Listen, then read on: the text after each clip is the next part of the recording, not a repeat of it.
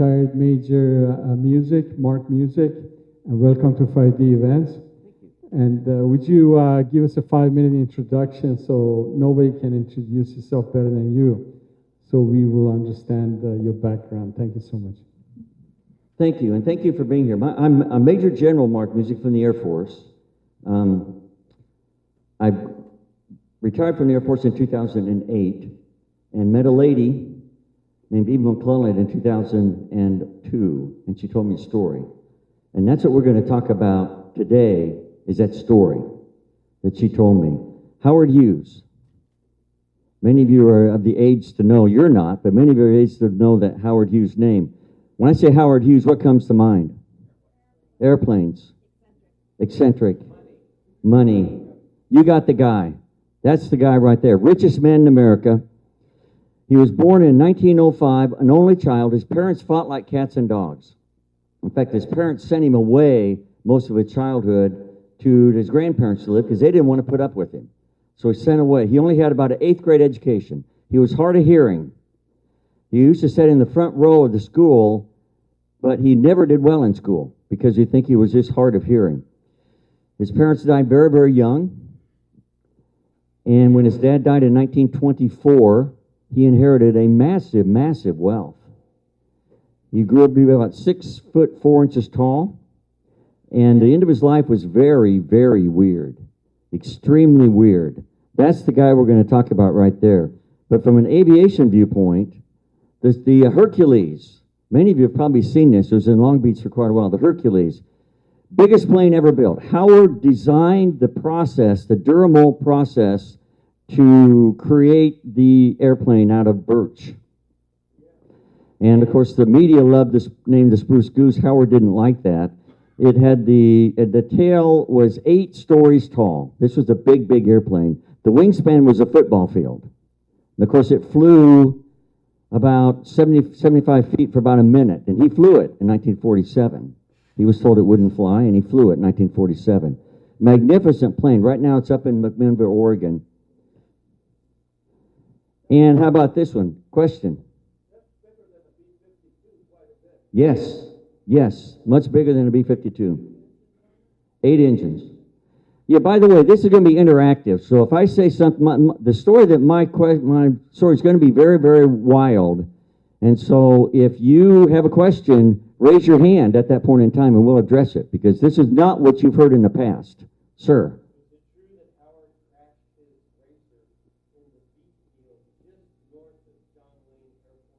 I think that is true. I think that is true. This is the racer right here. It's in the Smithsonian. He flew it, of course, on a land speed record from Los Angeles to New Jersey. I think it was 7 hours and 28 minutes, something like that. Very, very small plane. Very tiny plane. Because this is the one that they shaved the rivets on to make it go fast. That's the one they did. It's a beautiful plane. When he turned that over to the museum, I think it had 40 flying hours on it. That was it. So it's almost like a brand new plane. And then in 1938, he went around the world. That did 3 hours and 3 days and 19 hours. I think he flew around the world, New York to New York. So huge aviator. Huge. He had 19 crashes in his life.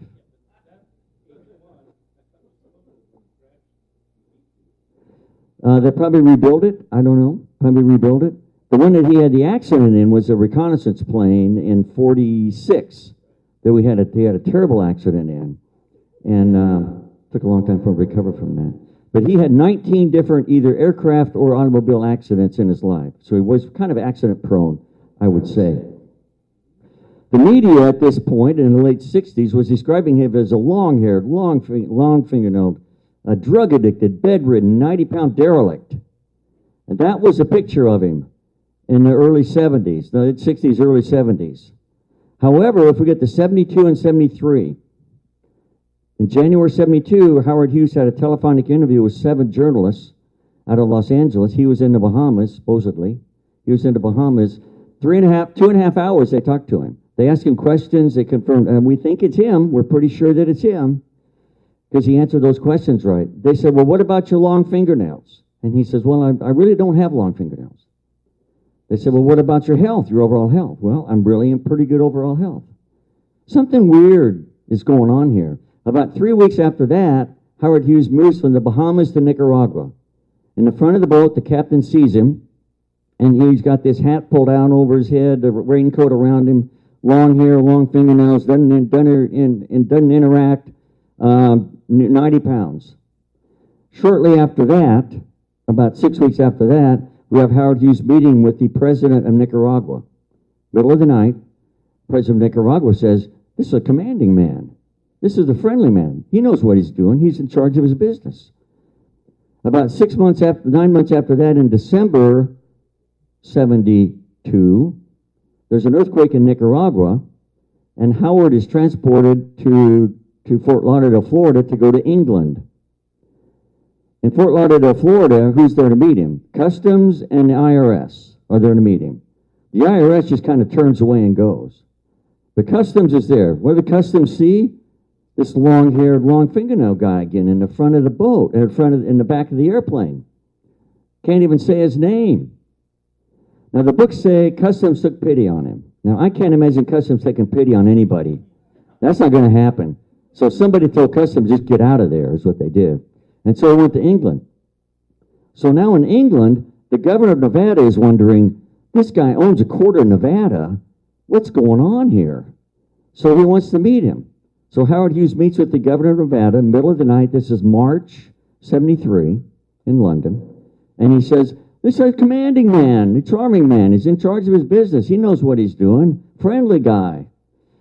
In June of that year, Howard Hughes flies airplanes 3 times in England. I don't mean flies in them. I mean physically flies the airplanes. Does touch and goes, does landings, so forth. The guy with him, a guy named Tony Blackman, said, I really like this guy. He's a very friendly guy. I like flying with him. August of 73, Howard Hughes falls in a London hotel. The doctor comes in, breaks his hip. He says, oh my God, this looks like a Japanese prisoner of war. 90 pounds, declared mentally incompetent at this point in time. So what do we have here? We got 2 people. But in 72 and 73, there was so much confusion thrown into it, you couldn't tell. You cannot tell. We've talked about Howard. The next person I want to talk about, this lady right here, named Eva McClelland. Eva McClelland. I met Eva McClelland in 2002. I knew her husband had just died in 2001, November 2001. I got to know Eva very, very well. Eva was born in 1916 in Alabama, had 7 brothers and sisters, did very, very well in school, graduated from high school, married a career Army man, spent 20 years in the Army going all over the world. Ended up in Georgia at an Army base, which he was working at a civil service position there, and divorced. Marriage fell apart, divorced. And so she decides, I want to go do something different. So she sees there's a government job in Panama. So in 1967, Eva goes to Panama to work at a government job. Now, she handled classified documents. Anybody who's been in the military knows that if you got to handle classified documents very, very well. And she did it. Very, very trusted. Well, Eva's story goes like this. November of 1969, she sees this tall, handsome man. Always age around him. Always doing business in Panama. They get to talking, they get to visiting. She likes him. She likes her. She resembles Elizabeth Taylor. She had some resemblance to Elizabeth Taylor. Of course, Howard Hughes in 1947 took Elizabeth Taylor's mother and said, I would like to marry Elizabeth, and I'll pay you $1 million if you let me marry Elizabeth. Elizabeth just laughed at that one. So that one didn't go very far. But he liked Elizabeth Taylor. So now they're visiting, they like each other, they enjoy each other's company. December 69, January 70, he disappears. He's gone. She has no idea where he is. He just disappeared. And so he said, well, that was pretty cool, but I guess that's over. No. Not yet. We're not going there yet. And then in February of 70, he comes back. He comes back. And she gets to talking with him again, and she says, well, where you been? And he says, well, I had some business to attend to. And she said, while you were gone, I felt like I was being followed. And he said, you were being followed. We've checked out everything about you. Now, that wouldn't leave you with a very comfortable feeling, I don't think, at that point in time. In March of 70, he takes her to the nicest jewelry store in Panama and buys her a diamond ring, 2-carat diamond ring. This is a guy who should have been making about $9,000 a year, buys a $5,000 diamond ring and is now engaged. Right after that, he says, I need you to practice my name. Now, she was told his name was Nick Nickley when she first met him. Nick Nickley. That's the name he was going under. Well, that's not the name now that he asked her to practice. It's the name Verner Nicely. So now she starts practicing the name Verner Nicely, Verner Nicely, Verner Nicely. He says it's good enough. For the next 31 years, she signed every document. To hide. Why did he go by a misname? To hide and to throw confusion into it. Exactly. Exactly. He had to hide. We'll get into that. You're way ahead. You're way ahead of me. Now they're married in May of 1970. She knows there's all kind of mystery going on here. There's all kind of weirdness going on. There's all kind of strangeness going on here. But she's also smart enough to know, I need to quit asking questions. And so they're married. He moves into her apartment. It's funny, he works in the middle of the night. He goes out in the middle of the night and does his business. And he comes back to their apartment. And in their bedroom, there's 2 sawhorses and a door. And that's what he sleeps on when he comes back, not to wake her up. But he also had an apartment upstairs from her. And she noticed that every time that she would go into that apartment, she had access to it. The sink was running. And so she would go into it, turn the sink off, and then he'd go back in and turn the sink back on. So that sink was some kind of sign. I don't know exactly what it was, but that sink was there. So now they are married. He goes out every night, does his communications. She goes to work every day. I want to jump now to December of 71. December 71. They're still in Panama. They're living in Panama. And she notices he's irritated. Nick Howard is irritated. And she says, Nick, what is wrong with you? And he says, there's about to be a book come out on Howard Hughes, and it's full of lies. And Eva gives it a minute and says, well, don't you think the public should know about that? And it was 7 days after that telephonic interview happened. Remember that we talked about in January 1972? Well, this is a big deal because Howard Hughes is a long-haired, long-fingered, drug-addicted, bedridden guy that won't talk to anybody. So now he's going to do a radio interview. Big, big news. And so Eva hears about this too. So Eva listens in on the news interview. And she recognizes the voice. The voice is her husband. So she recognizes that voice. That night, she says, Nick, I heard the Howard Hughes interview today. That was you. And he just smiled. He just smiled. Shortly after that, February 72, she wants to call back to her brother in Alabama. Nick says, I'll arrange a phone call. And so it was an evening in February. It was a warm evening. She looked up. It was after dark. Looked up, saw the stars. He took her out into a field. In the middle of the field was a table. On the table was a phone. He said, here, let me dial. So he did. He dialed for her, and she talked to her brother for 15 minutes. She put the phone down and says, Nick, what is this? That's the clearest phone call I've ever had in my life. And he says, oh, it's a satellite phone. Remember that telephonic interview that he had just earlier in January? They could never trace that phone. In fact, they could never trace any of his phone calls. The reason why? He was using the CIA's communication equipment because he had put the CIA's communication equipment up.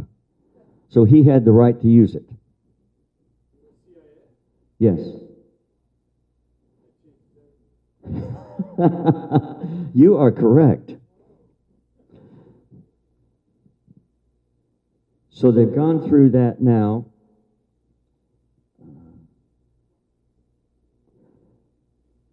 He's hard to live with.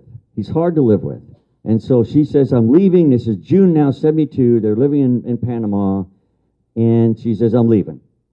And so she moved to Flagstaff, Arizona, intending to leave him, to say goodbye to him.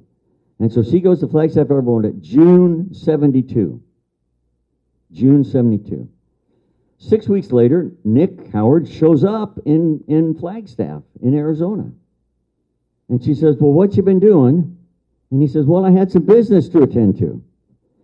And I said, as we put this story together, it took us 8 years to put this story together. I said, Eva, do you know what happened June of 72? She said, no, I don't. Watergate. Watergate happened June of 72. And remember Hunt and Liddy, who were arrested for Watergate? They worked for a guy named Robert Bennett, who worked for Howard Hughes. You remember they went into an office, they have a guy named Larry O'Brien? He was also on the Howard Hughes payroll.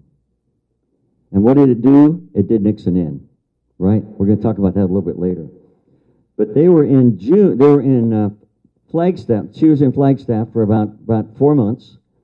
And then they moved to Camp Verde, Arizona. This is December 72 until April 74. They lived in Camp Verde, Arizona. And this is the period of time that she would just leave him. She would just leave him for months at a time, sometimes 9 months, 6 months at a time, because she couldn't put up with him anymore.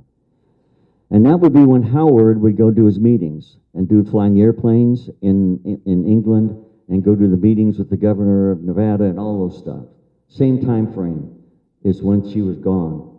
But he was always in contact. They always got back together. He knew where she was, and they always got back together. She loved him. She couldn't put up with him at times, but she loved him.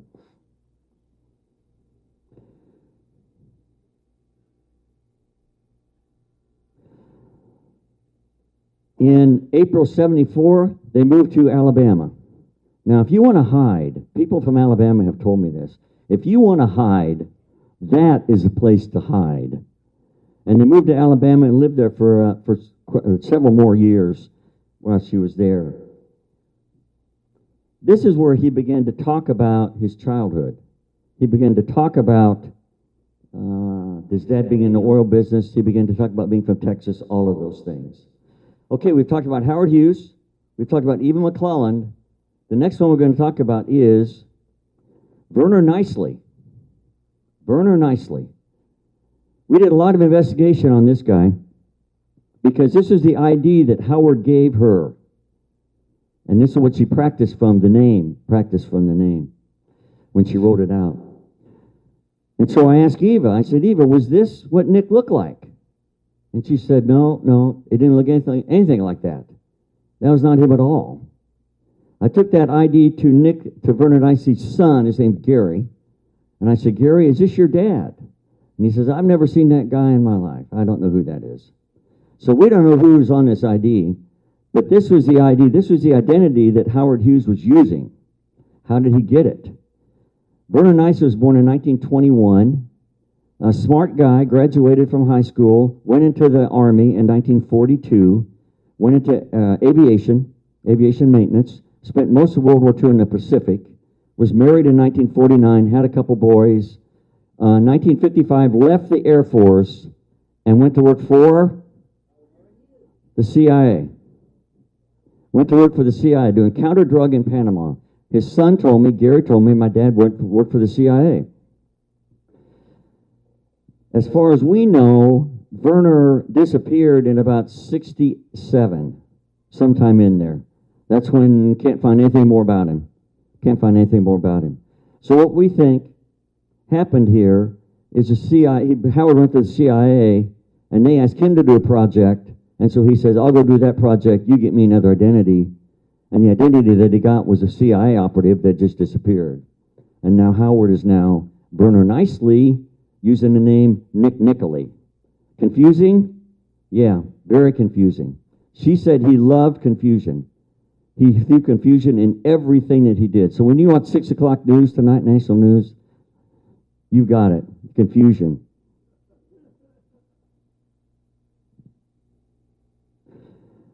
When they moved from Arizona to Alabama, this was a house that they lived in. It was probably a little bit nicer in 1974, probably a little bit nicer, but this was the house that they lived in. It's located about 7 miles west of Troy, Alabama on Highway 29.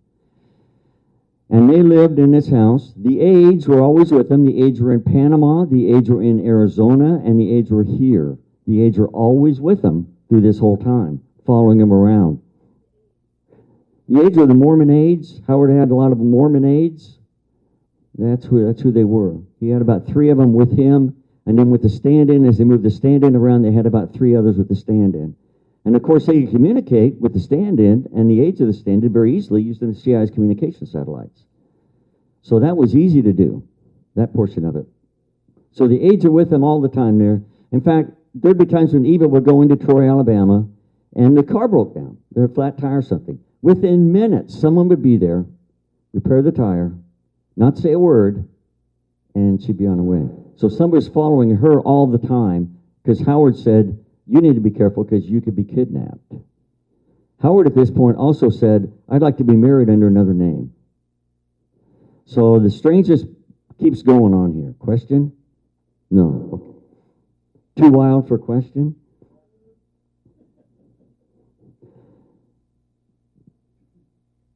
He now reveals to her who he is. And they're living in a little place in Florida, actually on the beach in Florida. And she recognizes, this is February 75. She recognizes that he's looking for something in the mail.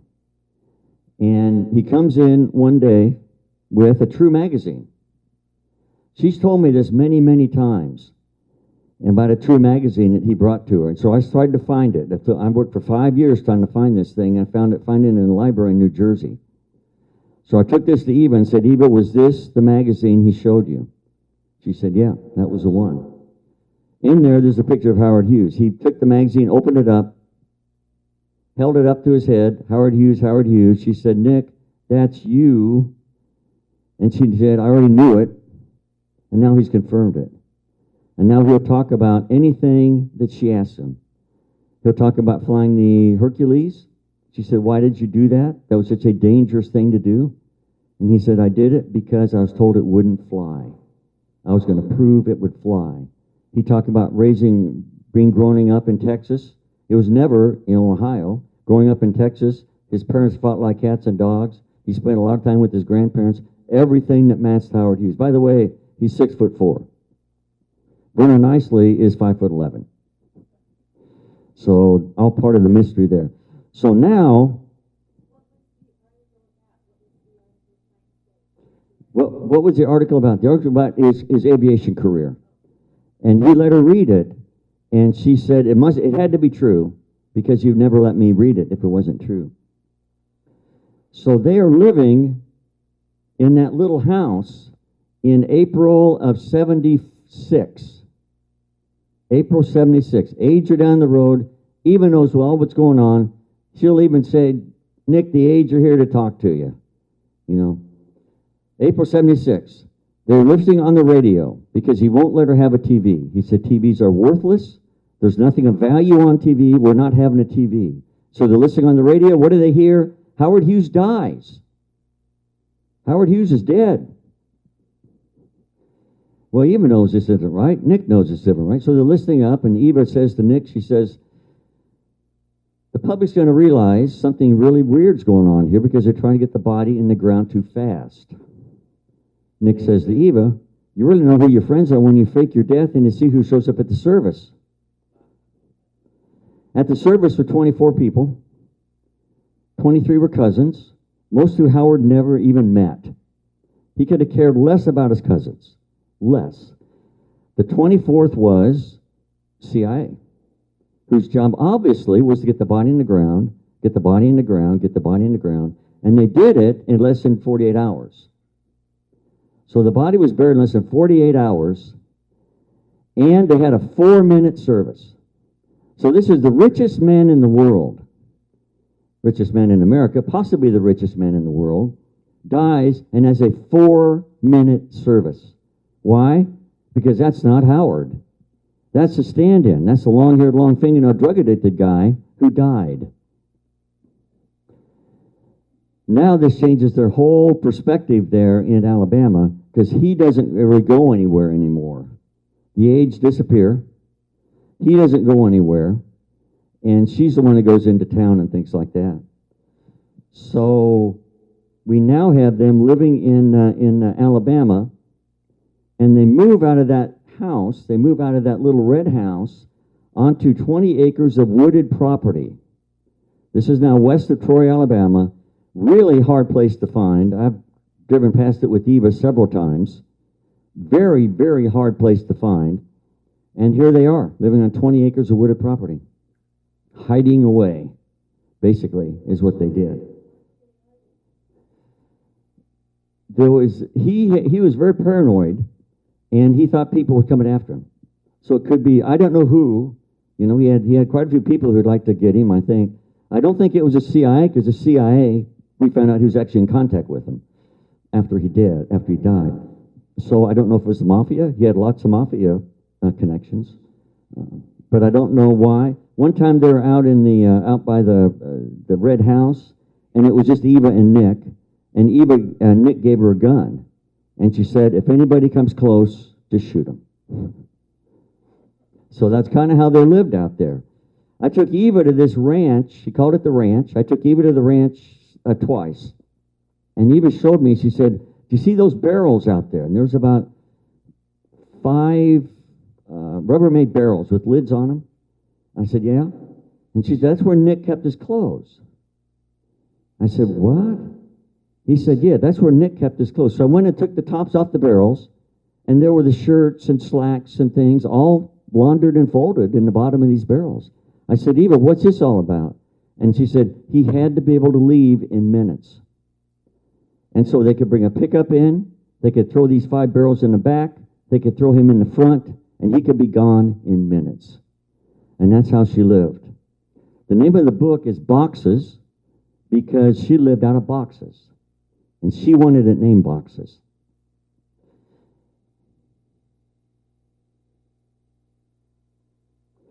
Later on, they bought some larger trailers there to live in as they got older.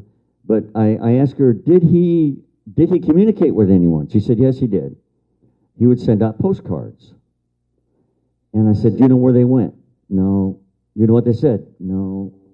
But I know he sent them out. Because someone would come and contact him shortly after he sent the postcards out. There'd be someone come and visit him and make contact with him. When Nick died, November of 2001. Nick died November 2001. I met Eva. Oh, I jumped ahead here. He died of cancer of the head. He had cancer on his head. Okay, this picture, I went too fast here. This picture was a picture of Nick or Howard in 1981. Eva had several pictures taken in 1981. Now, I don't know about you, but I don't see Howard Hughes in that picture. I don't see Howard Hughes. She had some other pictures. You can see he's got his gloves on, because he always wore gloves. We think he wore gloves for several reasons. One, his hands were damaged from an aircraft accident in 1946. So his hands were very tender. His hands were damaged.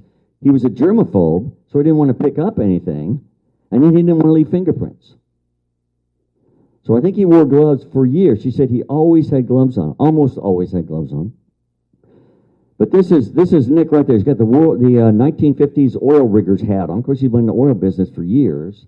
He's got the oil rigger's hat on, and he got the beard and everything. But when I looked at these pictures, I don't see Howard Hughes in these pictures. I just didn't. There's certain characteristics that match. But that was a picture of Howard in 81. And this is Eva. Eva was a smart lady, knew how to keep secrets. When I met her, she liked chocolate, and she liked classical music, and she liked Pepsi. And she was very, very paranoid. She would not talk anything about this story over the phone or in her apartment. So we had to go out and drive. And I've got many, many recordings of her driving and her talking as we drove.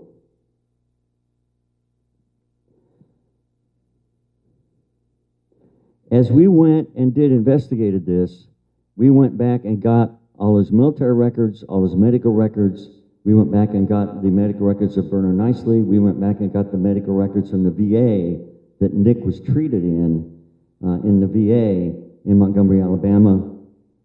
And we went back to where Verner Nicely lived, got all of his records, and tried to piece this thing together because it was so confusing. It was so very, very confusing. All right, what I've told you is a story of when we put the first book out. I met Eva in 2002. We used 8 years to research to put the first book out in 2010. We wanted to make sure everything was backed up. We had permissions on all the way.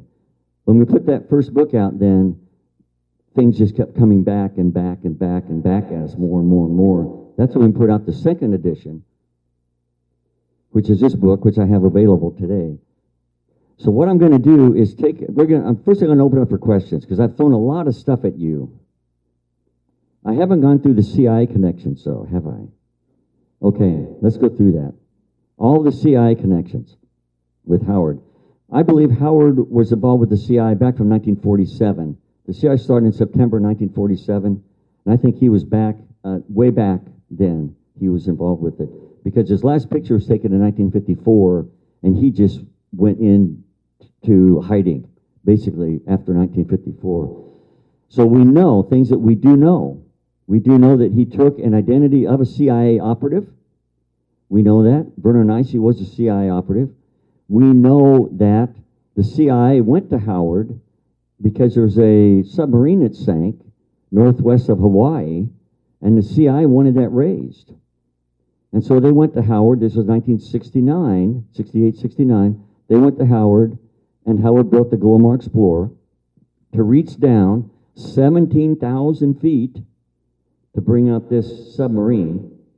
And that actually happened at the same time as the identity came. So what we think, he said, I'll go raise that submarine, which was the biggest mission the CIA had ever had, $350 million. Probably was much more than that.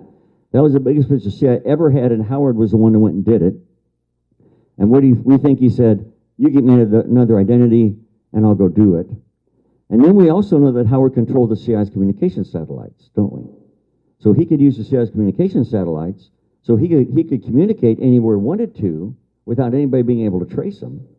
And many of the books said they tried to trace his phone calls. They could never trace him. Well, that's why. And then at his funeral, one of the top CIA people in the nation was at his funeral. And his job was obviously, no matter what, bury that body. Bury that body quickly as possible, because that is not Howard. All right, I'm going to open this up for questions, because I've thrown a lot at you. And then what I'm going to do is take a little break, maybe 5 minutes, and then we'll come back and I'll go over the next set of information.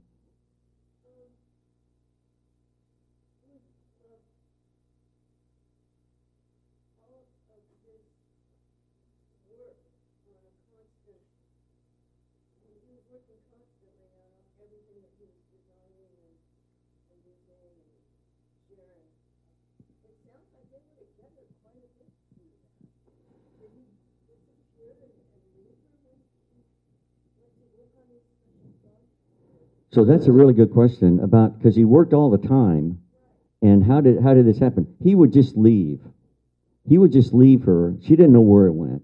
And then she would leave him, too. So there's lots of times that they were separated in this time that he could go have meetings or whatever he wanted to do, but he kept very much involved with all these projects that he had going.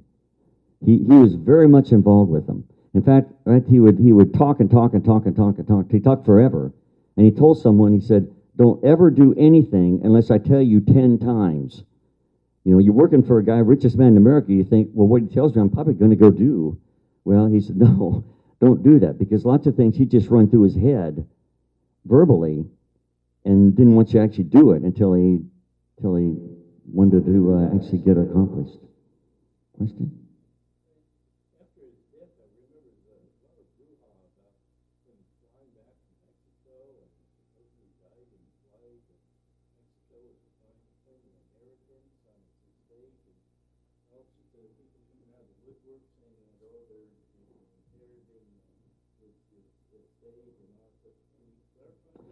The will.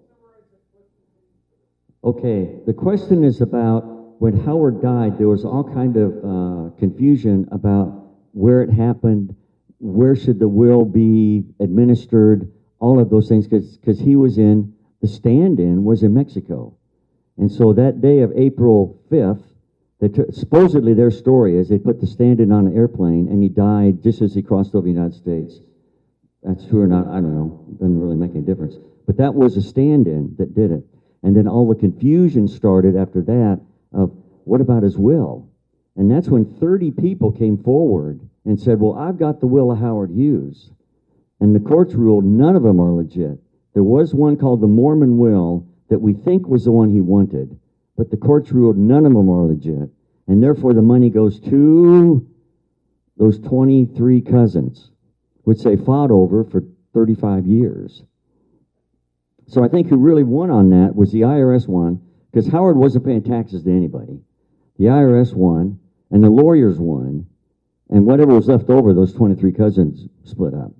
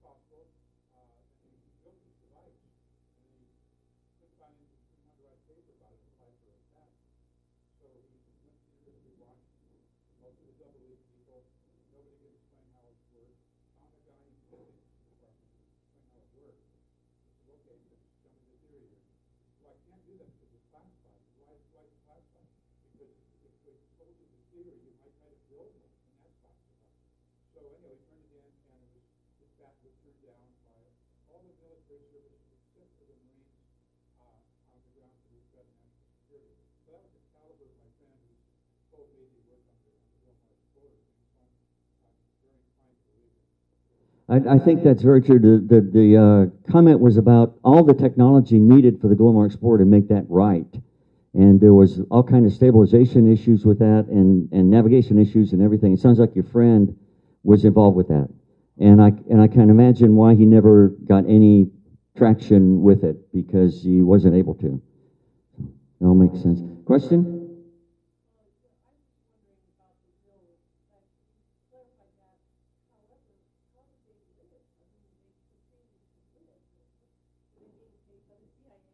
How did they live? That's great.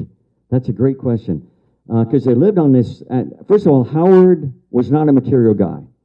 He was the richest man in America, but material things meant nothing to him. Absolutely nothing to him. Power is what he wanted. He spent his money on power. And we'll talk about that in the next hour.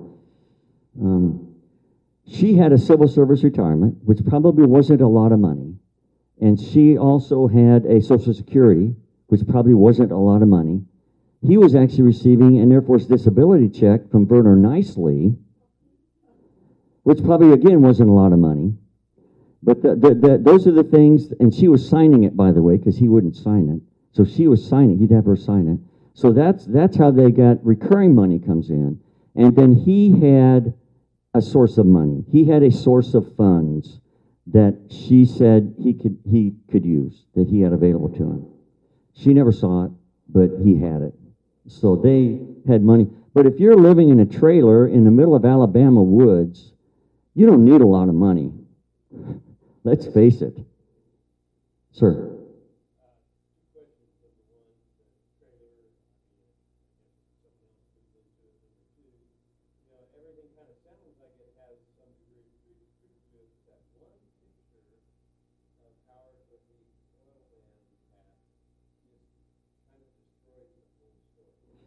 The jaw. That picture, the thing you can see out there is the jaw. The jaw matches Howard Hughes. We're going to go with pictures on the next one, too. You're exactly right, because when I looked at those pictures, I said, I don't get it. I mean, I studied and studied and studied these pictures, and I said, I don't really see it. But on that picture, the jaws are the same. And then you'll see that there's certain other characteristics that are the same on that. The trailer was there in Alabama. I think the trailer's gone. I don't know what happened to the trailer. There's another guy that they put the property off to another guy, and I don't know what happened to the trailer. Question?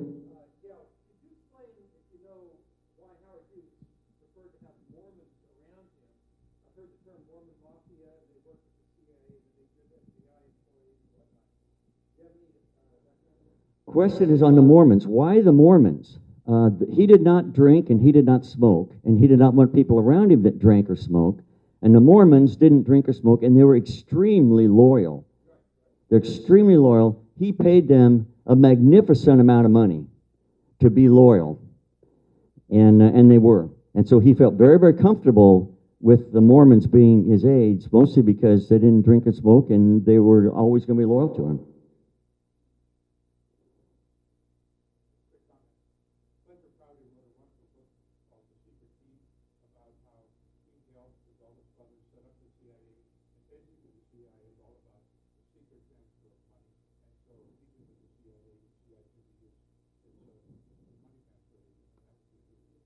He had lots of connections with the CIA. He had lots of them. Okay, I've got books. They're $20 if you'd like them. I'll sign them. A lot more in the books than what we've talked about. But I'm going to take about a 5-minute break here, 10-minute break, and bring up the next set of slides, and you can stand up and walk around or whatever you'd like to do. So we'll start again at 3 o'clock.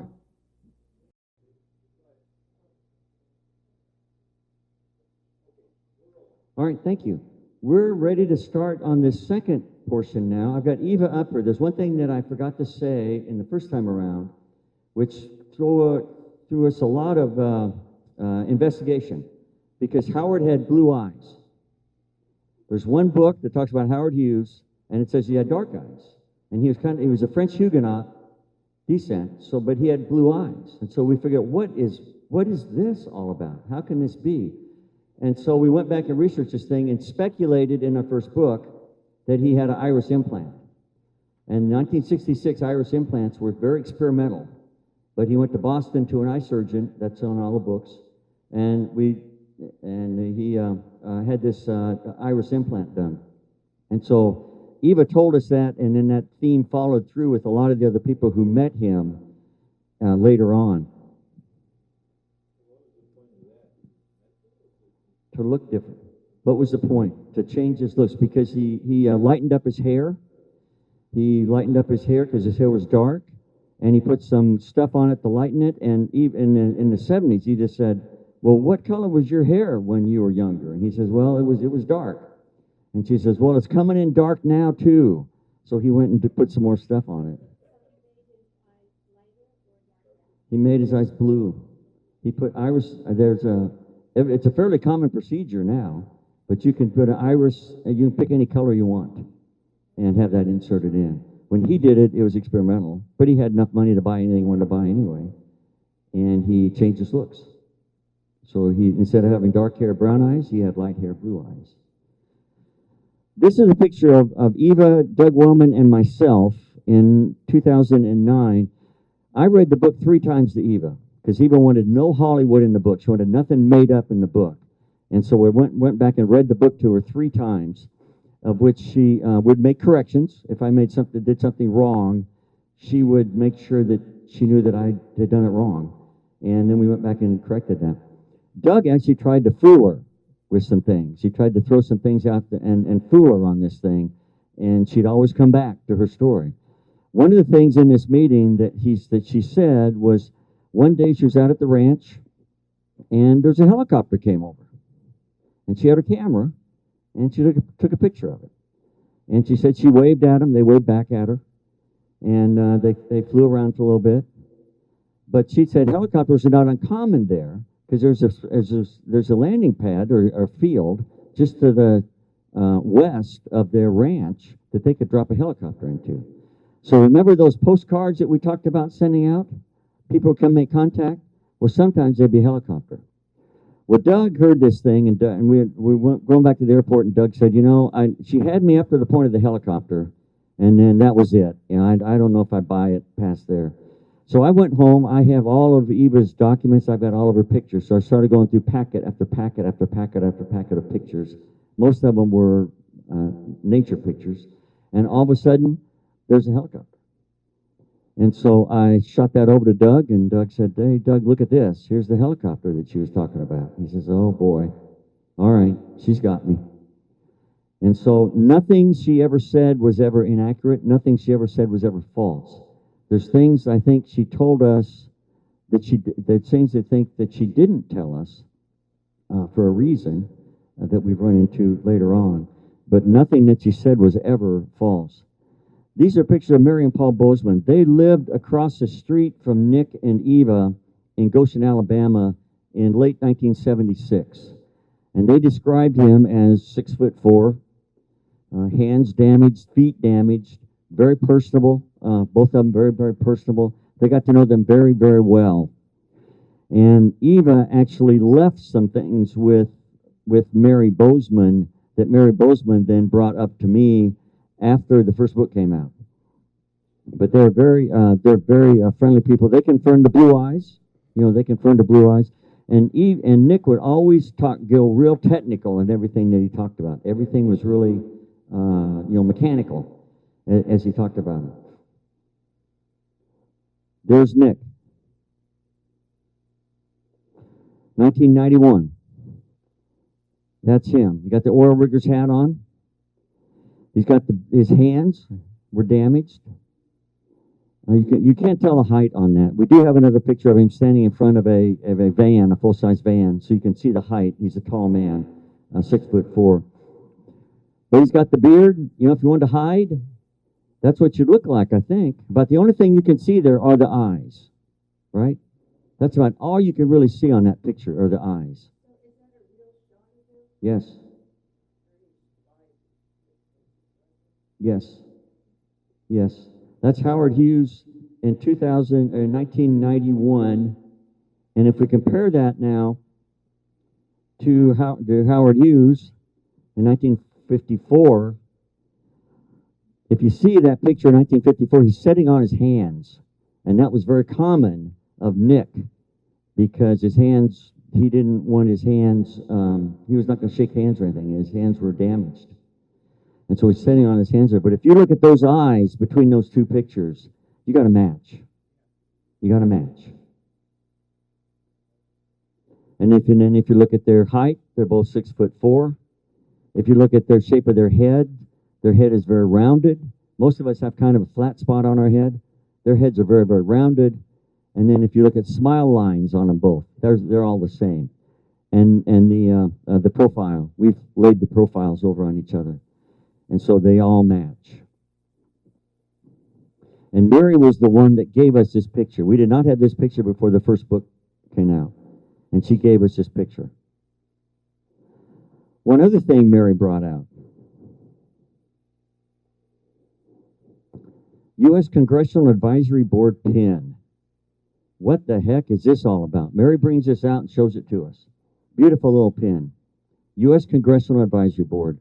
When I first saw that, I thought, holy smoke, this must be something from World War II.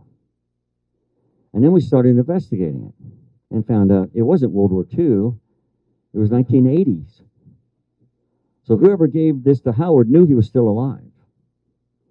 So we started investigating this U.S. Congressional Advisory Board, and it was during the first Reagan administration. George H.W. was the vice president. Well, George H.W. was also the head of the CIA when Howard faked his death.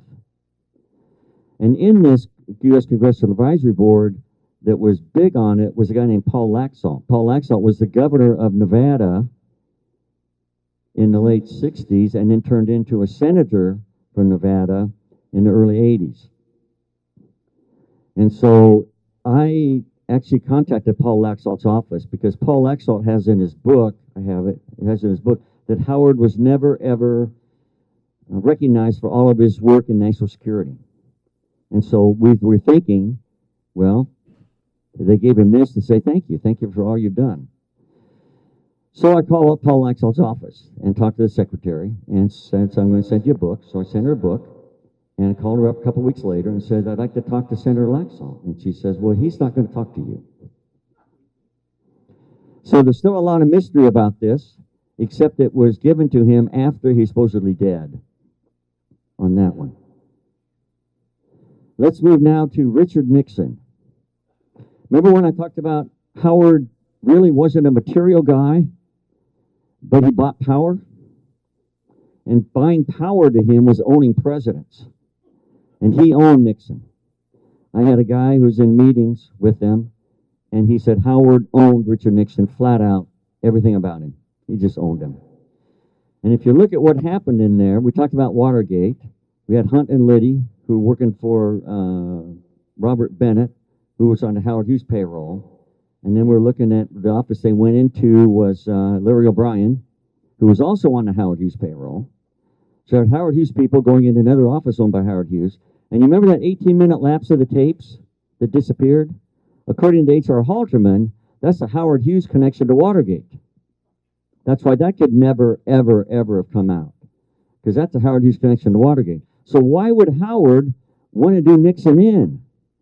Because Howard wanted Nixon to not do nuclear testing in Nevada. I mean, Howard had 7 hotels and owned an airport and owned a TV station, all kind of stuff in Nevada, and he didn't like nuclear bombs going off in his backyard. But Nixon kept doing it. In fact, there was one that went off in September of '69, which is the same time that Howard now shows up in Panama under his other identity. So all of that stuff matches in there. So Howard basically did Nixon in because Nixon wouldn't listen to him. And Howard controlled him. He basically had him until that point. It's in the Watergate Committee in 1974, sir.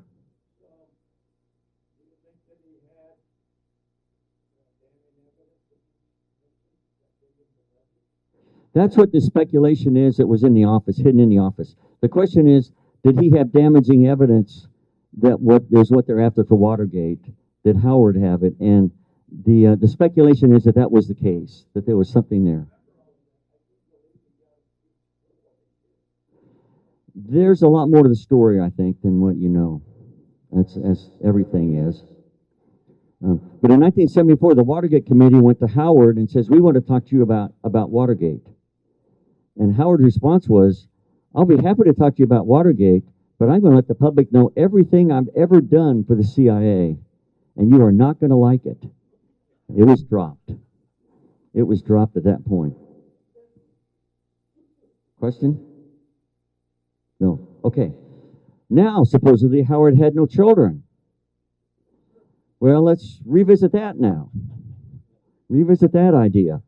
Here we have a picture of John, Cindy, and Howard. John is on the left up there. John is a son born in 1942. Now, those are pretty comparable, I think, those two pictures between John and Howard. Let's talk Cindy first. Eva always said that Howard was looking for a 17-year-old girl. Well, Cindy's mother was 18 years old, and she lived in Texas. Cindy was born in 1957. She remembers Howard coming around when she was young. Howard interacted with all of his children, all of his biological children. He interacted with them in some way or other. And she remembers him coming around then. She realized, she was told, you're the child of Howard Hughes. So during all of this will stuff, during the fight over his estate, she tried to go forward and say, hey, Howard's got biological children. What about us? And she was just slammed back. This is not a very pretty picture of our justice system. She was slammed back.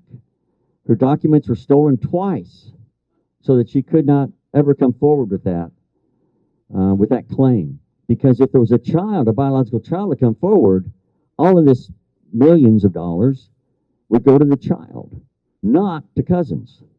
Well, the cousins were making sure that the child wasn't going to get it, that they were going to get it. And so this whole thing went around and around and around. But Cindy has a son who looks exactly like Howard. I don't have a picture of it here, but she has a son who looks exactly like Howard.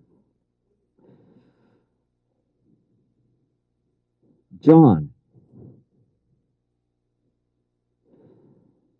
Pictures don't mean anything. Pictures mean nothing. And so what we did, we went into DNA on Cindy and John. And if you have a common parent, you're going to have a 50% match of the DNA.